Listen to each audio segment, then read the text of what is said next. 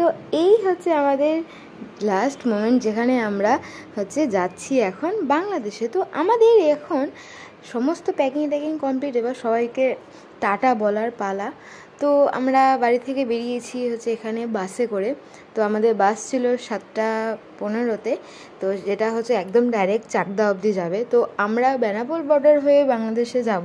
তো তার জন্য আমাদের সবার ফার্স্টে হচ্ছে বাসে করে আগে চাকদা পৌঁছাতে হবে, সেখান থেকে আবার চাকদা থেকে ওই 1-1.5 ঘন্টার রাস্তা করে তারপরে আমরা সেখানে হচ্ছে ফিরবো হচ্ছে বেনাপোলে। মানে এটা সারা রাতের ব্যাপার। আর তার মধ্যেও হচ্ছে আমাদের একটা ভীষণ টেনশন কাজ করছে, যে যেহেতু এটা একদম ফার্স্ট টাইম, আর সবার খুব উত্তেজনা আসছে, পাড়ার লোক সবাই এসছে, বাড়ির লোক সবাই এসছে আমাদের দেখার জন্য যে আমরা এখন যাচ্ছি বাংলাদেশে।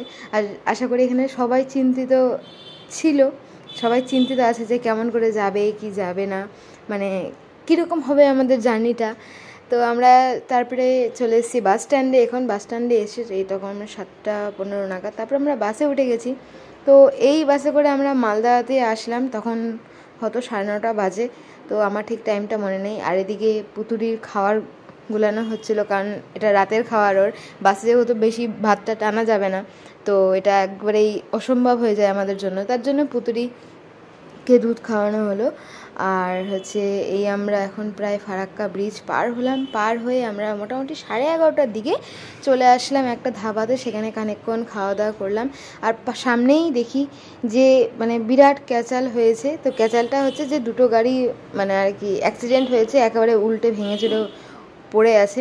আর একটা ছিল ট্রাক, আরেকটা ছিল হচ্ছে ট্রেকার। তো ট্রেকারের যাত্রীদের অবস্থা কীরকম সেটা তখন আমি জানতে পারিনি, তবে দেখলাম অনেক যাত্রী আশেপাশে শুয়ে আছে, হয়তো খুব বেশি ব্যথা পেয়েছে এরকম হয়তো কিছু।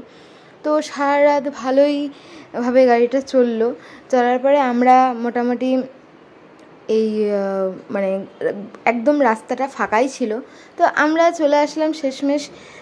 বাসের মধ্যেই খুব বেশি প্যাসেঞ্জার ছিল না, হাফ গাড়ি হয়তো ভর্তি ছিল। তারপর শেষমেশ আমাদের জার্নিটা শেষ হলো, আমরা চাকদায় পৌঁছালাম ঠিক 4টা নাগাদ। তো সেই 4টা নাগাদে পৌঁছানোর পরে আমাদের ওখানে গাড়ি করে আমরা গেলাম, মানে ওই গাড়ি তো না, এটাকে কী যেন বলে, টোটোও না, টোটোর ওই মোটরটা আছে আর এদিকে ভ্যান আছে। তো এটা নামটা কি আমি জানি না, তোমরা জানলে আমাকে মেনশন করো, আমাকে জানিয়ে দিও অবশ্যই, ঠিক আছে। তো আমরা এই গাড়িটাতে করে গেলাম। তো এটা আমাদের রায়গঞ্জে এই গাড়িগুলো দেখা যায় না, দেখা গেলে খুব ভালো হতো আর কি। তো দেখা যায় না, তো আর কি করা যাবে, ওখানে গিয়ে ফার্স্ট এই গাড়িতে চড়লাম, বেশ ভালোই লাগছিলো। আর মানে খুব হাওয়া ব্যাপারটা। তারপরে ওখান থেকে একটা দাদার বাড়িতে গিয়ে সামান্য ফ্রেশ হয়ে আমরা আবার বেরিয়ে পড়লাম চাকদার উদ্দেশ্যে। এবার সেখান থেকে আমরা আর কোনো বাসে, চাকদা থেকে আমরা বেনাপোল বর্ডারের উদ্দেশ্যে যাব। তো আমরা আর কোনো বাস টাস নেইনি, আমরা ওখানে টোটো রিজার্ভ করে নিয়েছিলাম। তো আমাদের যেতে হবে প্রায় 35 কিলোমিটার পথ। সেখান থেকে আমাদের যেতে টাইম লেগেছে 1 থেকে 1.5 ঘন্টা। আর 6টায় বর্ডার হলে, আর সেই টাইমে বাজে মোটামুটি 5টা বাজতে 5 কি 10। তো আমাদের হাতে আর মোটামুটি 1 ঘন্টা সময় আছে।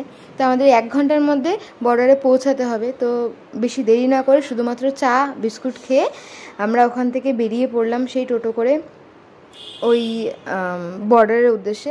আর আমাদের পুতুরি এখানে, আমি এখনও ঠিকঠাক ভালো চা খাওয়া শিখলাম না, আর পুতুরির চায়ে বিস্কুট ভিজিয়ে ভালো চা খাওয়া শিখে গেল। তো শেষমেশ আমাদের টোটো চলে এসেছে, আমরা এখন টোটোতে উঠে পড়বো আর যাব হচ্ছে বেনাপোল বর্ডারের কাছাকাছি ডাইরেক্ট ওখানেই। তো নেক্সট পার্টটা আসবে আমরা কী করে গেলাম, দেখা হচ্ছে তোমাদের সাথে পরের ব্লগে। তো স্টে